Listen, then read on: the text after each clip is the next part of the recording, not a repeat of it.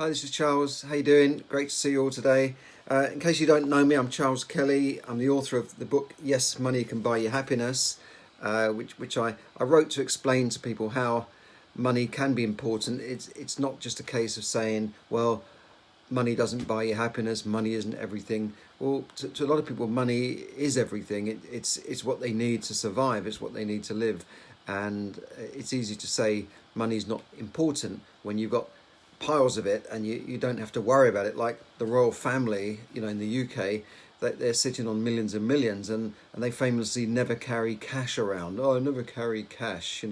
It's almost like one doesn't need to show that one has cash because one has a pile of castles. And I don't know. It's I'm not anti-royal or anything, but it's a little bit disingenuous when you've got loads of money to say, oh, it's not important. Well, try telling that to somebody who is hungry and needs money, or has a sick child and can't afford to take them to the doctor.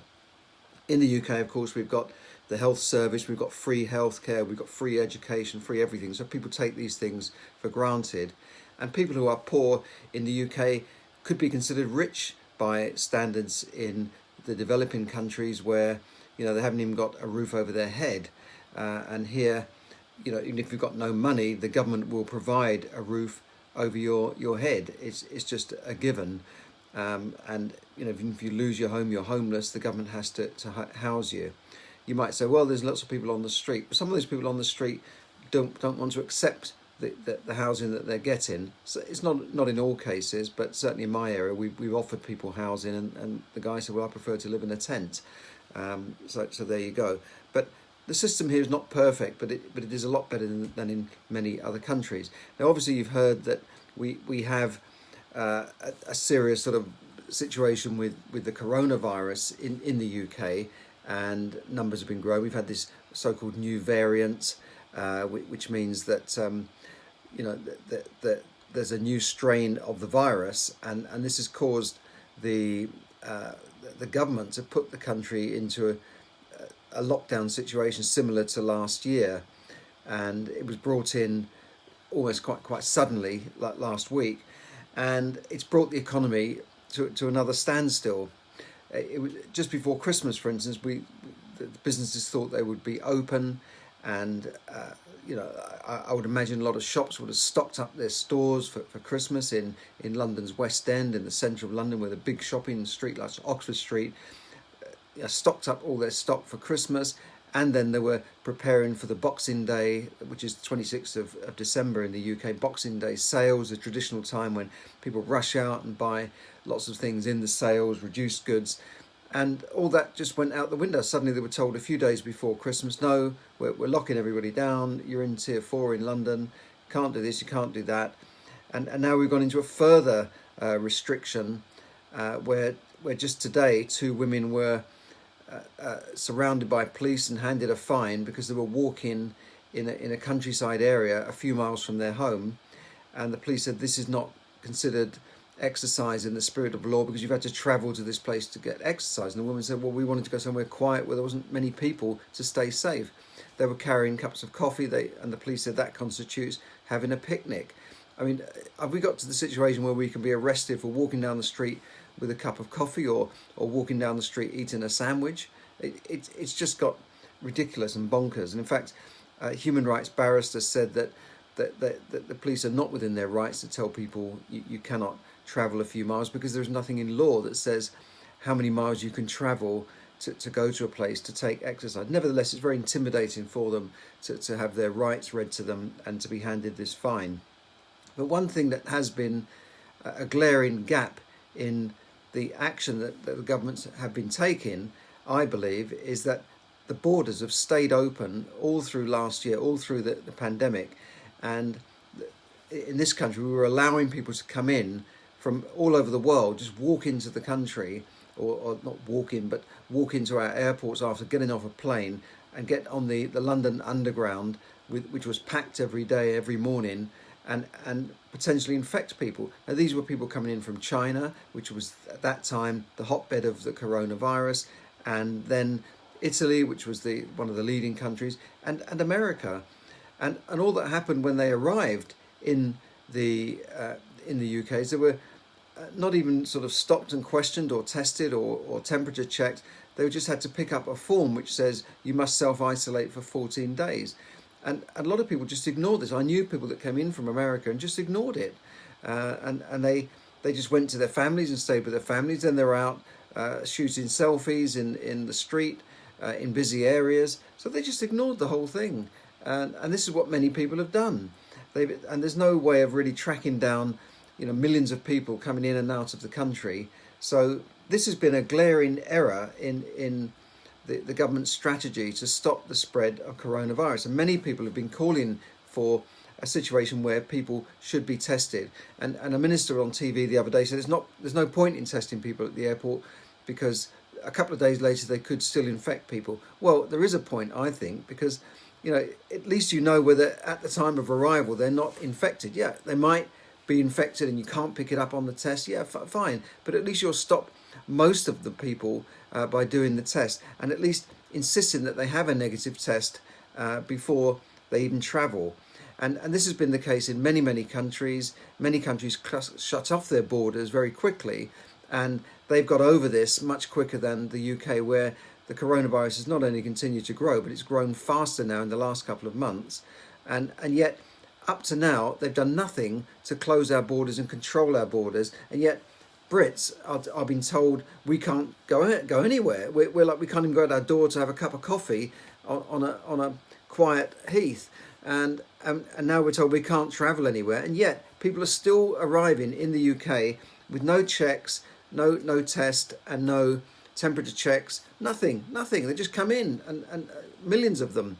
However, the Transport Minister has announced today that all international travellers will shortly, we don't even know when, have to provide a proof of a negative test before even departing for the UK. So they'll have to before they get on a plane or maybe the Eurostar or a boat, they'll have to show that they've got a negative test. Otherwise, they could face a fine. And I believe the carriers will probably have a fine as well. That's not announced yet. But whether it's train, plane or boat, UK people travelling into the UK, including UK nationals coming back from a country, must take a test 72 hours before leaving the country they are in at present. And this is significant. At least we're doing something now to stop people coming into the country potentially with the virus, because most countries have banned us from travelling there, and yet we've not banned other countries from travelling here. It's ludicrous. Before Christmas, Brits were banned from. My brother had a holiday booked to a part of Spain called Tenerife. His holiday had to be cancelled, and I think only Dubai was open for travellers from Britain. Everywhere else were blocked. For instance, I've got a lot of friends in the Philippines. In the Philippines, if you travel there all this year, foreigners they call us, not allowed to even go there. But Philippine nationals, if they travel to the Philippines, they have to go to a designated hotel and quarantine for a certain amount of days, paid for by themselves, and take a test paid for by themselves. That's the way most countries do it, and that's the way we should do it. We should be insisting that people pay for their own tests. When we had this lorry driver crisis, the French government insisted that lorry drivers couldn't leave the port of Dover without a test. They blocked lorry drivers all over Christmas. Like for 5 days, they were stuck in their lorries and queued up on the motorway into the port, because the French, well, they are bloody minded anyway, the French, but they wouldn't allow even their own nationals to come back into their country without proving that they didn't have COVID.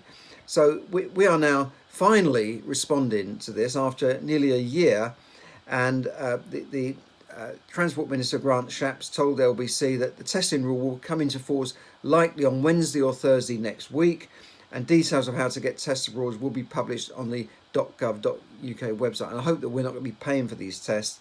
And I'm putting on the Facebook page here, under the new rules, which are expected to come in next week, what you have to do. Now, it doesn't apply to children under 11, hauliers like lorry drivers and this sort of thing, those travelling from countries without an infrastructure to deliver tests. I don't know how that's going to work. If you haven't got the infrastructure to deliver a test, then why are you being allowed to come in here at all? Just block it. Why? I mean, it's crazy. I mean, there's this new strain in South Africa that's causing very much concern, a lot of concern. So, and a friend of mine who does business in Africa and has a business in Africa said it's rampant there, and it's really seriously damaging the economy. And our arrivals will not be ask for a test if they're coming from the CTA Common Travel Area. This is with Southern Ireland. The Common Travel Area was in force long before the European Union came into being, and my own mother would travel back and forth from Ireland without any passport, any papers whatsoever. There was no border checks whatsoever. Now there are probably border checks, but people from Ireland could travel here, and they've got the same rights to live here as UK nationals. That goes back to when the UK ruled Ireland and invaded Ireland, so they had this common travel area. Anyway, that's another story. Anyway, that's the news on that. So it's good news in a way that we are finally controlling our borders as other countries have done. And I'll put some details up there where you can look what you might need to go and check the rules.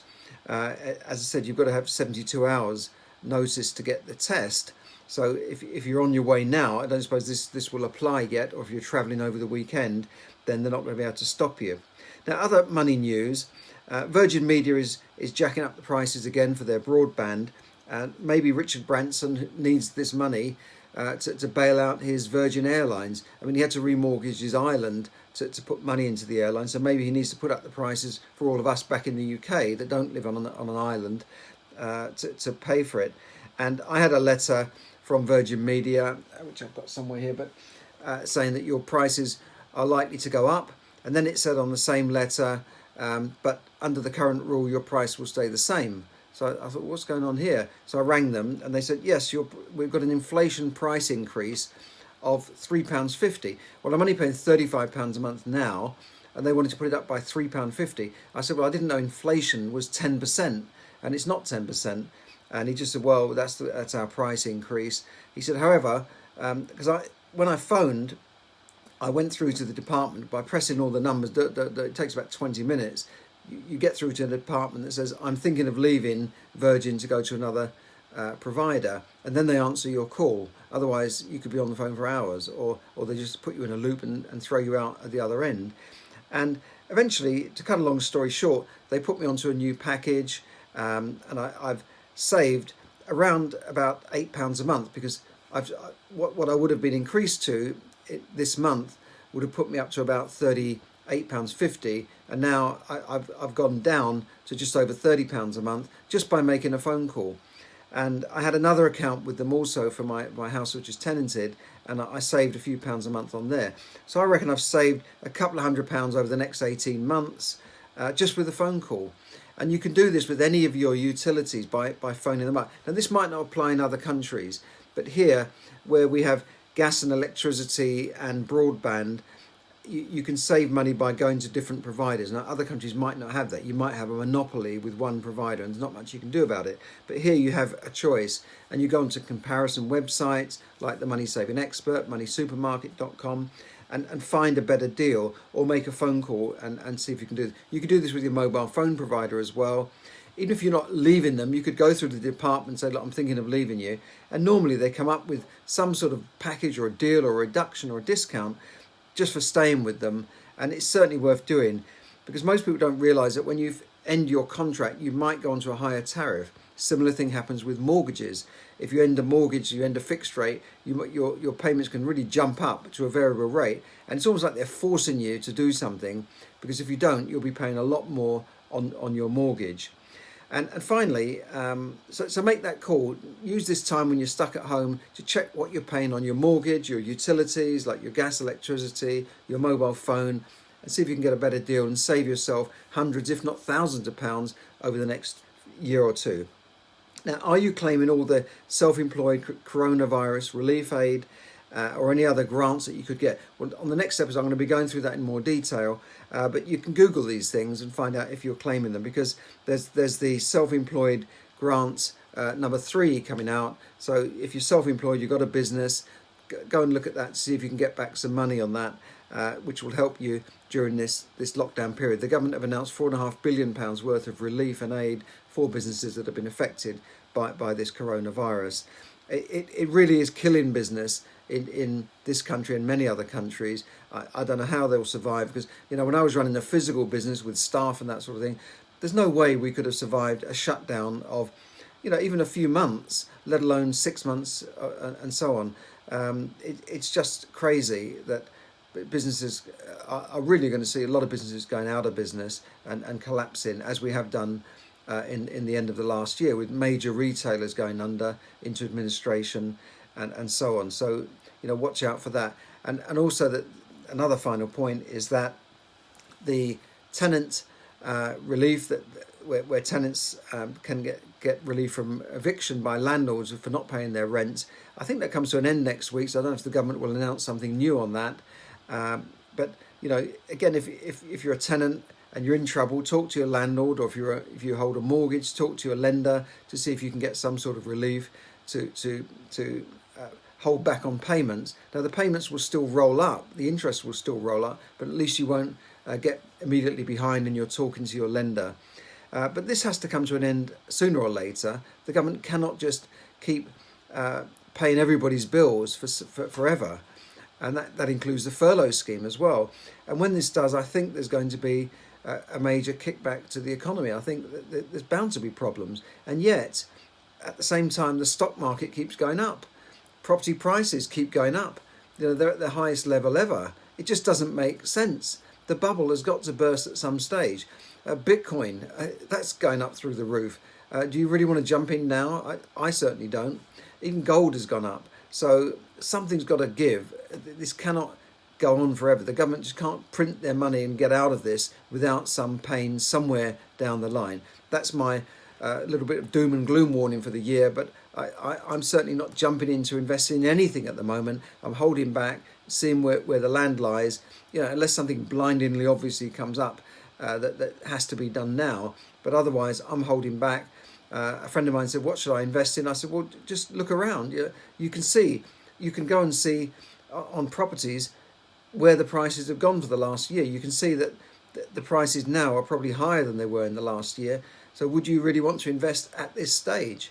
That's what I'm saying to them. So, and also we've got the stamp duty holiday. This tax benefit comes to an end soon. Whether they will extend that or not, I don't know. But when that happens, the market for first-time buyers is bound to drop, as we have this little mini bubble that's been created by that, and then we'll see where the market lies. I know that investors now are tending to be holding back. First-time buyers and people who want to buy places to live in are still buying, but I think the market is slowing down according to some agents, and certainly investors are not doing so much. I've had an agent ring me with some deals that we were talking about in early December, and they're still knocking around. I said, well, I don't think that it's the right price. And he keeps ringing me up saying, well, are you still interested in that deal? And I said, well, no, not really, not at the moment.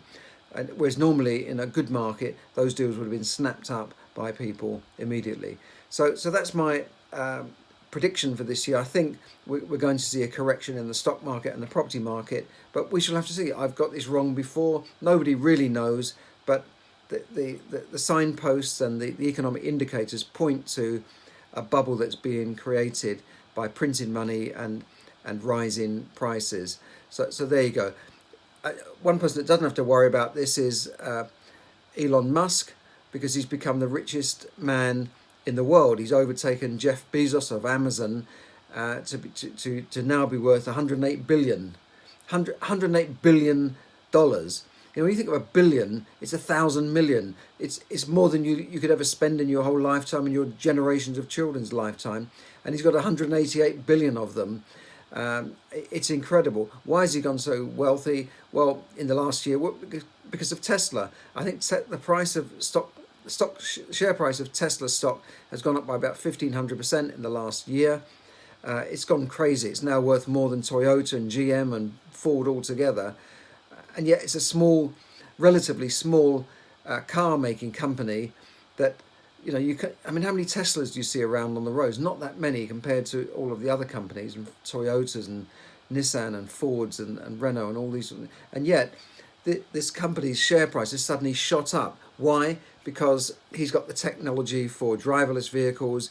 He's got the technology and battery technology for these electric vehicles. And that's why his share price has been valued forward as to what it could be worth in the future.